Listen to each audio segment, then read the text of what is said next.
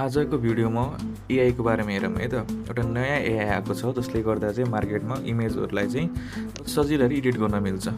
आफ्नो मन परेको इमेजलाई कपी गरेर यहाँ गएर पेस्ट गर्नुहोला। पेस्ट गर्ने बित्तिकै हजुरले यहाँ माथि चाहिँ धेरै अप्सन्सहरू देख्नुहुन्छ। त्यो मध्येमा एडिट एलिमेन्ट भन्ने अप्सनलाई क्लिक गर्नुहोला र अनि केही टाइम लिन्छ यसले चाहिँ।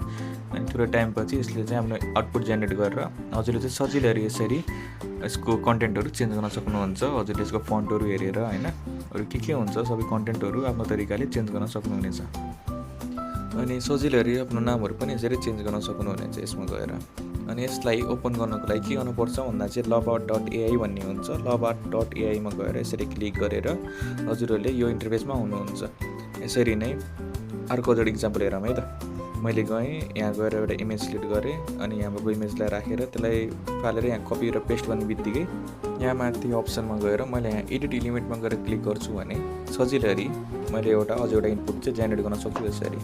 अनि त्यसपछि यसको फन्ट चेन्ज गर्ने हो कि हैन, त्यसपछि यसमा कन्टेन्टहरू चेन्ज गर्ने हो, यसलाई आइसोलेट गर्ने हो कि सजिलै आइसोलेट पनि गर्न मिल्छ यसरी यसलाई गरेर।